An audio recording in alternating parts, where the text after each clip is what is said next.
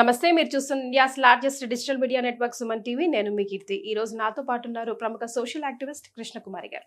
నమస్తే అమ్మా. అమ్మా, నిజామాబాద్ అనిల్ శైలజ సిచ్యువేషన్ మీ దాకా వచ్చే ఉంటుంది. అంటే ఈ రోజు నేను ఈ డిస్కషన్ పెట్టడానికి కారణం అమ్మ, ఇలాంటి వాళ్ళు చాలా మంది ఉన్నారు. వైఫ్ అండ్ హస్బెండ్ మధ్యలో సఖ్యత ఉన్నప్పటికీ కూడా ఇరుగు పొరుగు వాళ్ళ కోసం, బంధువుల కోసం జీవితాలనే హరించుకొచ్చేస్తున్నారు. అంటే బంధువులే బంధువుల్లా పీక్కుతున్నారు, వాళ్ళని చచ్చేదాకా వదలలేదేమో అనిపిస్తుంది. పెళ్లికి ముందు జరిగిన మిస్టేక్ వైఫ్ అండ్ హస్బెండ్ మహా అయితే అత్త మామ దగ్గర సంసిల్లిపోయింది. అంటే పెంచి పెద్ద చేసిన పిన్ని బాబాయ్ వల్లే ఈరోజు నాకు ఈ పరిస్థితి అని సెల్ఫీ వీడియో తీసుకొని మరి ఇద్దరు చనిపోయారమ్మా. దీని గురించి మీరు ఏం చెప్తారు? ఇది చాలా బాధాకరమైన విషయం.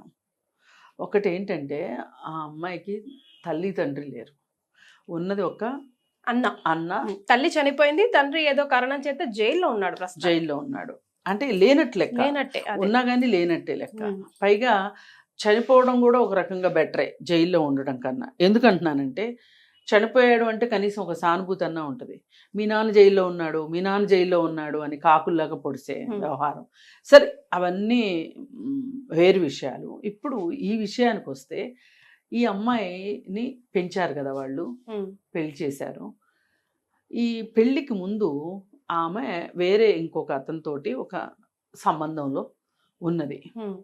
అయితే దానిని వీళ్ళకు ఒక సంస్కృతి సంస్కారం ఉన్నట్లయితే దాన్ని ఎలా అర్థం చేసుకునేవాళ్ళు అంటే, తల్లి తండ్రి లేరు, ఎంత ప్రేమరాహిత్యంలో ఉండుంటుంది ఆ పాప. ఎంతైనా పిన్ని బాబాయి అంత ప్రేమని వాళ్ళ పిల్లలు ఉండుంటారు. ఆ ప్రేమ సరిపోక ఆ అమ్మాయి ఆ ప్రేమ రాహిత్యంలో ఎవరో ఒకతన్ని నమ్మింది. అతనేం చెప్పుండొచ్చు, నేను పెళ్లి చేసుకుంటానని చెప్పుండొచ్చు. ఏదైనా కారణాల చేత అతను ఈ అమ్మాయికి టాటా బై బై చెప్పేశాడు. అది అంతటితో అయిపోయింది. అది జరిగింది. అది ఒక యాక్సిడెంట్ లాగా చూడాలి చుట్టూ వాళ్ళు ఎవరైనా సరే. అది అయిపోయిన తర్వాత పెళ్ళి అయ్యింది. పెళ్ళి తర్వాత భర్త, అత్త, మామ అందరూ బాగానే ఉన్నారు. కానీ ఈ విషయం ప్రతిసారి వీళ్ళు గుర్తు చేసి కూర్చోబెట్టి ఆ అమ్మాయిని కౌన్సిలింగ్ పేరుతోటి ఆ అమ్మాయిని మేము కౌన్సిలింగ్ చేస్తున్నాము, బ్రెయిన్ వాష్ చేస్తున్నాము అనే పేరుతోటి, అంటే వాళ్ళ ఉద్దేశం ఏమనుకుంటున్నారు, మనం అడిగితే ఏం చెప్తారంటే, వాళ్ళు ఒక్కసారి తప్పటడుగు వేసింది కదా, జీవితంలో మళ్ళీ తప్పటడుగు వేయొచ్చు, అందుకని మేము ఆ అమ్మాయికి జాగ్రత్తలు చెప్తున్నాము అని ఊర్లో వాళ్ళందరికీ చెప్తారా అమ్మ? అదే తల్లి అయితే కడుపులో పెట్టుకుంటది కానీ అలా చేస్తుందా? చేయదు కదా. అయితే అని వీళ్ళు ఎవరన్నా అడిగితే ప్రశ్నిస్తే సమాధానం చెప్తారు. అదే కానీ అసలు ఉద్దేశం వేరే ఉంది. అదేంటి అంటే, ఇప్పుడు ఈ అమ్మాయి ఇలా ఒక పొరపాటు చేసినప్పటికీ వాళ్ళ దృష్టిలో, మనం ఇందాక ఏమన్నాము, ఒక ప్రేమ రాహిత్యంలో ఒక ఇష్టాన్ని కోరుకుని ఉండొచ్చు ఆ అమ్మాయి, ఒక ఆప్యాయతను కోరుకుని ఉండొచ్చు అని మనం మాట్లాడుతున్నాం. వాళ్ళేం మాట్లాడుతున్నారు, నీకు బుద్ధి లేదా, నీకు సిగ్గు లేదా, అసలే తల్లి లేని దానివి, అన్న ఎన్నెం చేస్తాడు, చిన్నమ్మ ఎన్నెం చేస్తుంది, నీకోసం మేమందరం ఎంత చేస్తుంటే నీకెందుకు ఇంత ఒళ్ళు బలిసింది, ఇలా ఒక కౌన్సిలింగ్ సెషన్ నిర్వహిస్తున్నారు. అసలు ఈ వీడియో ఎందుకమ్మా చెప్తా, అది కూడా ఎందుకు షూట్ చేశారనేది నా డౌట్. ఎందుకు షూట్ చేశారో చెప్తా. ఎందుకంటే అలా అనేటప్పుడు ఆ అమ్మాయి కింద కూర్చొని ఉంది, పైన ఒక ఆయన వాళ్ళ బాబాయ్ అనుకుంటా కూర్చొని మాట్లాడుతున్నాడు. ఆ అమ్మాయి ఏడుస్తా ఉంది. అతను ఏమంటున్నాడు, ఏది అడిగినా ఏమీ మాట్లాడవు, ఏడిస్తే అయిపోద్దా నువ్వు చేసింది, అది ఇదేని మాట్లాడుతున్నాడు. ఇది పూర్తి ఎవిడెన్స్ లాగా పెట్టుకున్నారు వాళ్ళు. ఈ ఎవిడెన్స్ ఎందుకు అంటే, ఎప్పుడైనా సరే ఈ అమ్మాయిని బ్లాక్మెయిల్ చేయొచ్చు, ఈ అమ్మాయిని బ్లాక్మెయిల్ చేయాలని పెట్టుకున్నారు వాళ్ళు. అదే కదమ్మా, అంతే. సంథింగ్ ఫిషియస్. అదే అందరు సిచ్యువేషన్ గురించి మాట్లాడుతున్నారు కానీ అసలు వీళ్ళు నిజంగా పిన్ని బాబాయిలు ఆ పిల్లకి మంచి చేయాలనుకుంటే ఈ వీడియో ఎందుకు రికార్డ్ చేశారు? అసలు రికార్డ్ చేయాల్సిన అవసరమే లేదు.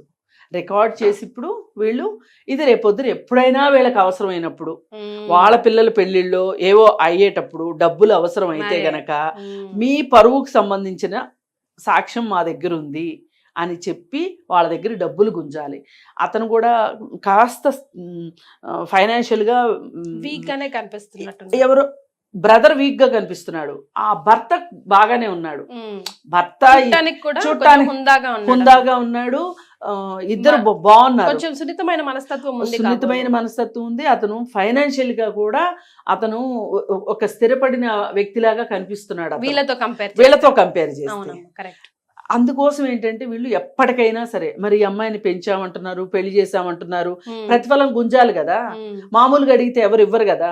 అందుకే అటు అన్న టాపిక్ తీసుకొచ్చి ఇంకా బ్లాక్ మెయిల్, ఇంకా ఒత్తిడికి గురి చేస్తున్నారు. వీళ్ళు ఇలా చేసి ఈ అమ్మాయి చావుకి కారణం అయ్యారు. నిజంగా 2 ప్రాణాలని తీశారంటే ఆశ్చర్యపోవక్కర్లేదు. వీళ్ళకి ఏ దురుద్దేశం లేకపోతే అసలు ఆ వీడియో తీయరు. పైగా అయిపోయిన విషయాన్ని పదే ఇప్పుడు ఒకవేళ మళ్ళీ ఆ అమ్మాయి ఏదన్నా ఇలాంటి సంబంధాల్లోకి వెళ్ళుంటే నువ్వు అప్పుడు అలాగే చేసావు, ఇప్పుడు ఇలాగే చేస్తున్నావు, మా పరువు తీస్తున్నావు అని చెప్పి మాట్లాడడానికి ఒక ఆస్కారం ఉంటుంది. ఇప్పుడు ఆ అమ్మాయి ఏంటి, చక్కగా భార్య భర్త వాళ్ళు చక్కగా ఉంటున్నారు, అత్తమామ సరిగా ఉంటున్నారు. అయితే మనం ఒకసారి కొంచెం హ్యూమన్ ఎమోషన్స్ దగ్గరికి వెళ్దాం. ఆ హ్యూమన్ ఎమోషన్స్ ఎలా ఉంటాయి అంటే, అసలు తల్లి లేకపోయినా, తండ్రి జైల్లో ఉన్నా, మన దయాదాక్షిణ్యాల మీద పెరిగిన అమ్మాయి, పెళ్ళికి ముందు ఒక తప్పు చేసిన అమ్మాయికి ఇంత మంచి జీవితం రావడాన్ని వీళ్ళు జీర్ణించుకోలేకపోతారు. ఇది హ్యూమన్ ఎమోషను. ఏంటంటే ఒక పాజిటివ్గా ఉండాల్సిన ఎమోషను ఇంత నెగటివ్గా వెళ్ళింది, ఇంత శాడిస్టిక్గా మారింది అంటే కారణము, కక్షపూరితంగా మారింది అంటే కారణం ఏంటి అంటే వీళ్ళ మనస్సులు మంచివి కాదు. వీళ్ళు ఈ పిల్లని పెంచామని చెప్తున్నారు ఏదైతే ఉందో అది ప్రపంచం కోసం పెంచారు. బహుశా ఆ అమ్మాయి తాలూకు ఎంతో కొంత ఏదో ఒక ఆస్తి కూడా వీళ్ళ చేతిలో ఉండి ఉంటది. అవి తీసుకుని వీళ్ళు పెంచి పెద్ద చేసి ఇప్పుడు ఏదో మేము చాలా సేవ చేసేసాము, చాలా త్యాగం చేశాము అని ప్రపంచం ముందు గొప్పగా చెప్పుకోవాలని, ఈ మాత్రానికి వీళ్ళిద్దరూ చనిపోతారని వీళ్ళు అనుకుని ఉండరు. వీళ్ళ ఉద్దేశం 15 days బ్యాక్ ఆల్రెడీ ఒకసారి అనిల్ అనే అతను సూసైడ్ అటెంప్ట్ చేసున్నాడు. ఆ చేసున్న తర్వాత కూడా ఈ అమ్మాయిని కూర్చోబెట్టి నీ వల్లనే ఇదంతా జరిగింది అని నెపమంతా ఆ అమ్మాయి మీద ఇస్తున్నారు. కానీ వీళ్ళకి అప్పటికే అర్థమైంది మన వల్లే ఇదంతా జరుగుతుంది అనేది అర్థమైంది. కానీ అది బయటికి రాకుండా వీడియో రికార్డ్ చేసి పెట్టారు తెలివిగా. ఆ అమ్మాయిని విక్టిమ్ ప్లేస్ నుంచి బయటికి రానివ్వట్లా. నువ్వు అప్పుడు చేసావు, అందుకే నీ భర్త ఇప్పుడు ఇలా చేశాడు అని చెప్తున్నారు. అంతేగాని మేము ఇలా మాట్లాడడం వల్ల అతను అలా చేసుకున్నాడు అనే మాట రానివ్వట్లేదు బయటికి. రానివ్వకుండా అసలు అమ్మాయిని మాట్లాడనివ్వకుండా, ఉక్కిరి బిక్కిరిగా ఊపిరి తీసుకోనివ్వకుండా, అన్నకి నూరిపోసి ఒక పక్క అన్నతోటి అనిపించటము, ఇట్లా ఇవన్నీ చేయడము ఒక రకంగా అమ్మాయిని ఆ భర్తని ఒక చక్రబంధంలో బిగించారు. ఇప్పుడు చుట్టాలందరికీ చెప్పటం ఇలా చేసింది అలా చేసింది అంటే వీళ్ళు ఏం చెప్పదలుచుకున్నారంటే, వీళ్ళకు కూడా ఖచ్చితంగా ఆడపిల్లలు ఉండుంటారు. మా ఆడపిల్లలు ఎంత మంచిగా ఉన్నారు, ఆ పిల్ల చూసారా ఎలా చేసిందో, పైగా ఇప్పుడు ఇంత బాగా బతుకుతుంది, దాని భర్త దాన్ని అర్థం చేసుకోవడం ఏంటి అసలు? వాడు ఇంకేం తప్పు చేశాడు అనుకుంటాడో తప్ప పాపం వాడికి కూడా పెద్దపీట వేయరు. అసలు దీనికి ఇంత మంచి జీవితం దొరకడం ఎట్లా దొరికింది? దొరకకూడదు వీళ్ళ ఉద్దేశం ప్రకారం. అది అసలు బాధ వీళ్ళకి. వీళ్ళు మనుషులు కాదు, వీళ్ళల్లో మానవత్వం సంబంధించిన ఛాయలు ఏమాత్రం ఉన్నా కానీ ఒక తల్లి లేని పిల్ల, తండ్రి దూరమైన పిల్ల, ఆ పిల్లకి ఒక మంచి జీవితం దొరికితే పోనీలే, ఒక చోట అన్యాయం జరిగిన జీవితంలో ఇంకొక చోట భర్తీ న్యాయం జరిగింది అని అనుకుంటాం మీలాంటి వాళ్ళు నాలాంటి వాళ్ళు. కానీ వాళ్ళు అలా ఆలోచించట్లా.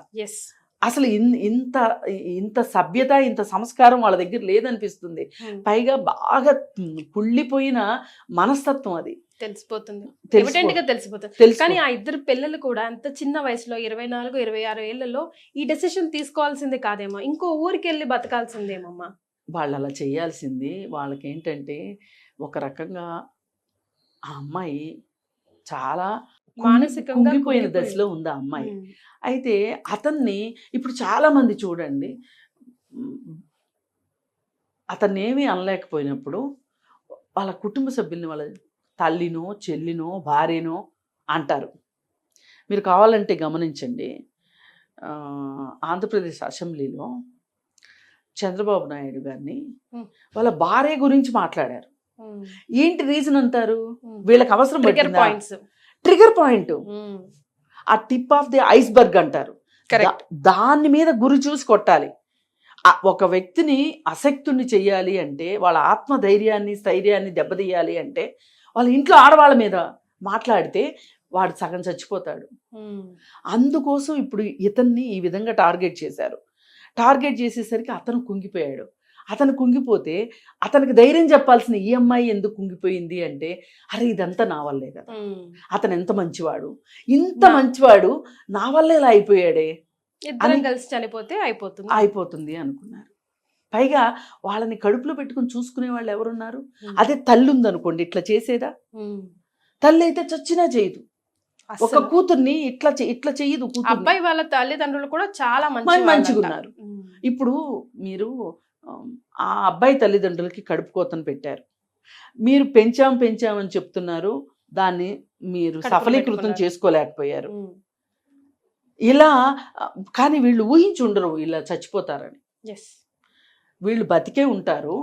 వాళ్ళని పిండాలి, మీ సంబంధించిన రహస్యం నా దగ్గర ఉంది అని వాళ్ళని పదే పదే గుర్తు చేసి ఒక కిటీ బ్యాంక్ లాగా దాచుకుందాం అనుకున్నారు. ఇలాంటి వాళ్ళందరికీ లాస్ట్లీ మీరు చెప్పే మాట, ఇలాంటి చాలా సిచ్యువేషన్, ఈ సిచ్యువేషన్ ఒకటి మాకు ముందుకు వచ్చింది కాబట్టి నెంబర్ ఆఫ్ సిచ్యువేషన్స్ ఉన్నాయి.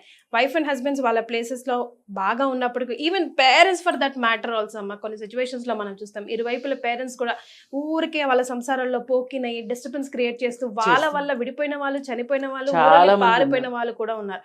ఇలాంటి వాళ్ళ కోసం మీరేం చెప్తారు? ఒక్కటే చెప్తాను, ఎవరైనా మనిషి అనేవాడు, మీరు మనిషి అనిపించుకోవాలి అంటే ఒక 2 కాళ్ళు 2 చేతులు మొహం మెదడు ఉన్నంత మాత్రం మనిషి అనిపించుకోరు. అందులో కొంచెం మానవత్వం ఉండాలి, కొంచెము స్నేహం ఉండాలి, కొంచెము అందరూ బాగుండాలి అనుకోవాలి. నేను బాగలేకపోయినా పర్వాలేదు, రెండో వాళ్ళు బాగుండాలి అనేంత గొప్ప మేమేమి ఎక్స్పెక్ట్ చేయట్లేదు. కనీసంలో కనీసం నేను బాగున్నాను, రెండో వాళ్ళు కూడా బాగుండాలి అని అనుకోవాలి. అలా అనుకోని మనుషుల వల్లనే మనకి ఇన్ని సమస్యలు కనిపిస్తున్నాయి. ఎవరికి వాళ్ళు నిర్ణయించుకోవాల్సింది ఏంటి అంటే, నేను ఎవరికైనా మంచి చెయ్యకపోయినా పర్వాలేదు, చెడు మాత్రం చేయను. అసలు మీరు ఇప్పుడు ఆ అమ్మాయిని మీరు పెంచలేదు అనుకోండి, ఏమయ్యేది? ఇంకొకళ్ళు ఎవరో పెంచేవాళ్ళు, ఎవరో పెంచకపోతే రోడ్డు మీద ఉండేది. పెంచడం దేనికి?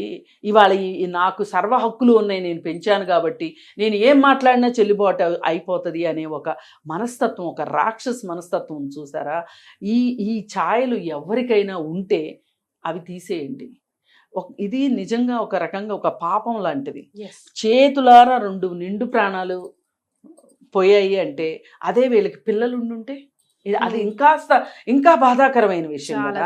అందుకని ఎవరైనా ఒక్కటే నేర్చుకోండి, ఈ సందర్భంగా అయినా సరే మీరు మంచి చేయకండి, కానీ మంచి చేయకపోయినా పర్లేదు, చెడు మట్టుకు చేయకండి.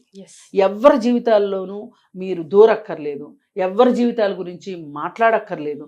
ఇవాళ మన పిల్లలు మంచిగా ఉన్నారు అనుకుని ఎదురు పిల్లల మీద రాళ్ళు వేసిన వాళ్ళకి ఇంకొక 5 రోజులో 10 రోజులో 10 నెలల్లో పోయిన తర్వాత ఆ పిల్లలు ఎవరో చేసిన దానికంటే ఘనకార్యాలు మీ పిల్లలే చేసే పరిస్థితి ఉంది వాళ్ళ. అంతే. అందుకని ఆ అమ్మాయి ఏదో తప్పు చేసిందని ఆ అమ్మాయిని మీరు ఇలా రాచిరంపాన్ని పెట్టేటప్పుడు రేపొద్దున మీ పిల్లలు ఏం చేస్తారో మీకు తెలుసా? మీ పిల్లల భవిష్యత్తు మీరు చూడొచ్చారా? అందుకని దయచేసి ఎవరైనా సరే ఎవరికైనా ఒక మంచి మాట చెప్పండి, ఒక స్వాంతన వాక్యం చెప్పండి, వీలైతే సాయం చేయండి, లేదంటే ఒక ముద్ద పెట్టండి, లేకపోతే ఊరుకోండి. అంతేగాని వేరే వాళ్ళ జీవితాల్లోకి వెళ్ళి వాళ్ళ జీవితాల్లోకి తొంగి చూసి వాళ్ళ జీవితాల్లో ఉన్న రహస్యాలతోటి ఆడుకోవాలి అనే రాక్షసానందాన్ని మటుకు మీరు పొందొద్దు. ఇప్పుడు వీళ్ళని కూడా ఖచ్చితంగా ఇప్పుడు ఎవరి మీద అయితే ఆ అమ్మాయి నెపం పెట్టిందో, అంటే ఎవరి మీద అయితే చెప్పిందో చనిపోయే ముందు, వాళ్ళని మటుకు కఠినంగా శిక్షించాల్సిన అవసరం ఉంది. ఇది ఇంకొకరికి బుద్ధి రావాలి అంటే వాళ్ళు శిక్షించబడాల్సిందే. ఇంతకంటే నాకైతే మాటలు రావట్లేదు. ఇప్పుడు తెలుసో తెలియని వయసులో అమ్మాయి మీరందరూ అనుకునే తప్పు చేయడం ఏంటో దాన్ని పట్టుకుని మీరు ఇంకా ఆ అమ్మాయి మర్చిపోయినా మీరు మర్చిపోకుండా లాగడం ఏంటో, ఇవన్నీ కూడా ఏమీ బాగాలేదు.